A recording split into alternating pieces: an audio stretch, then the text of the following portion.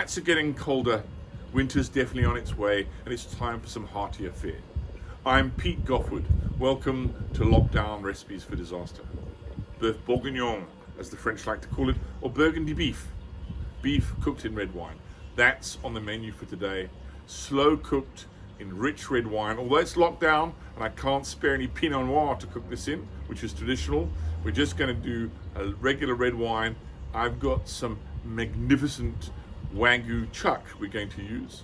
Traditional garnish, lardons, mushrooms, carrots, onions. And of course, what do we serve that with?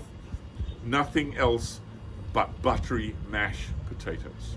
Let's have a squiz at our ingredients. Portobellini mushrooms, pearl onions, carrots, lardons. I'm using the smoked pork rashers, but you could just use streaky bacon.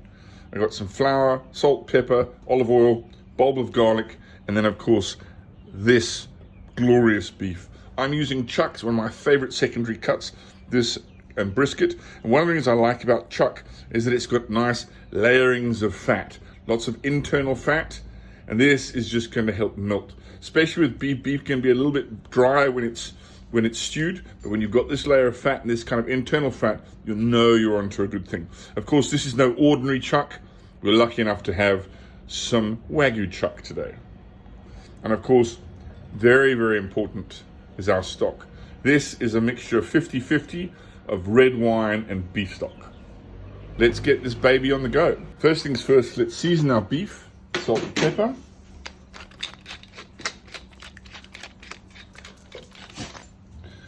And then we're just going to dust this with a little flour, because that's going to help get a little bit of nice color on the beef, but it's also going to help just to thicken the sauce slightly when it starts to cook down. Right, that will do the trick. Now, of course, as always, lovely hot pan. We get our pieces of beef in. If you can, if you're lucky enough like I am to have this beautiful casserole pan where you can fit all the beef in one single layer. If not, rather do brown the beef in batches, because otherwise if you overcrowd the pan, it actually lowers the heat of the pan and the beef just starts to boil. Now this is a secondary cut, so it's going to take a good 2 hours to slowly braise. But we want to get a little bit of color on it. The color we're getting on the pan now is going to be lovely caramelization that's going to give the beef, the stew, an extra richness. So we've got some lovely caramelization going on our meat, as you can see. Nice and brown. It's time to take these pieces out of the pan. Now it's super important that all this meat that's caramelized in the bottom does not get lost. We're going to what we call deglaze with some liquid and the rest of the vegetables. We're going to get all of that meaty goodness off the bottom of the pan. But first, in goes our bacon.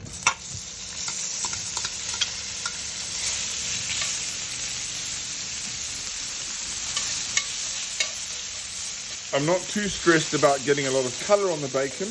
This is going to cook out in red wine and beef stock, so it's going to have a dark color anyway. But I just want to render down some of the fat, and we're going to fry off the vegetables, the rest of the vegetables, in that bacon fat. They're going to soak up that bacon fat. It's going to add another rich dimension to the dish. A little bit of color on our bacon, that will do. Now in go our onions.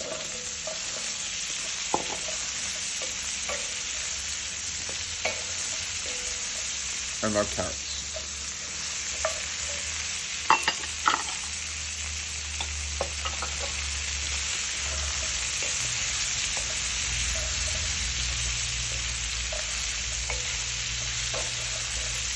We follow this with our mushrooms. Now you'll notice with these mushrooms, you can sometimes find these small little, beautiful little ones, and then you don't have to actually cut them up.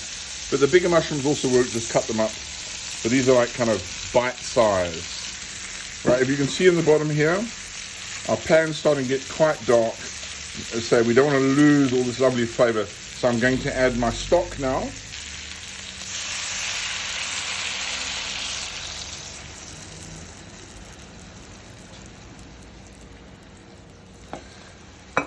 And this liquid is going to help lift all of those lovely meaty bits off the bottom, and they're going to cook almost like stock cubes of their own. So now we're going to put our beef back in.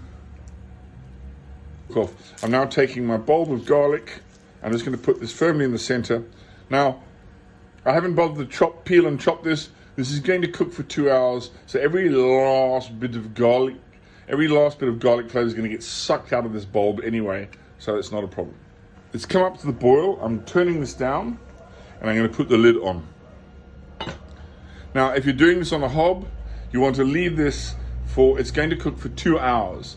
For the last 30 minutes, take the lid off and let the sauce reduce. For best results, I believe, put this whole casserole dish in the oven, 150 degrees, for an hour and a half, take the lid off and let it finish for a further 30 minutes. And that's exactly what we're going to do. I've just put some spuds on the go, because the only thing to serve with Boeuf Bourguignon is mashed potatoes. Cauli rice, if you hate yourself, we'll bring this up to the boil, put the lid on for a few minutes. Just want the potatoes nice cooked through. I'm going to take them off and drain them, and then mash and bourguignon. Our potatoes are done. It's looking nice and soft. I'm going to turn these off. I'm going to drain these in a colander in the sink and bring them back, and then we're going to incorporate some butter into those. Back in a sec. Right, we're back from the sink. Lovely cooked potatoes. And now we do a little bit of elbow grease. The secret to any good mash is loads and loads of butter.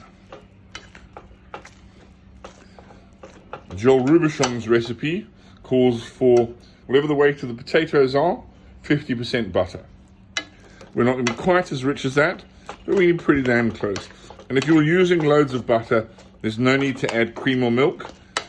But the secret also to good mash, there can be no lumps.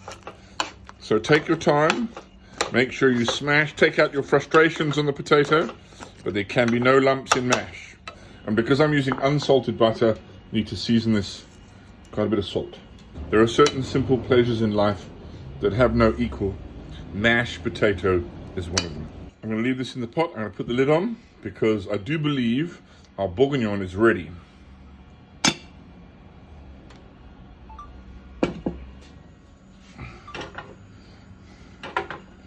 There we go. Just out the oven. Oh, look at that. It is steaming, gorgeous. It's reduced down. A little bit of the flour and just the natural evaporation has let that thicken up beautifully. And now we're ready to serve. The first thing we're going to do is get a good healthy dollop of mash in there. There we go. And then serve our beef.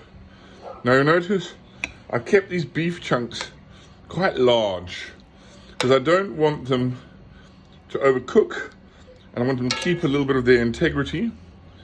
Now we just pour this glorious rich mixture over. And there we have Boeuf Bourguignon, or Burgundy beef. Now that doesn't look steaming and unctuous on a cold winter's afternoon or winter's evening in front of the fire, then I don't know what is. If you've enjoyed this video, found it informative or entertaining, please subscribe to my YouTube channel, like us on Facebook or Instagram.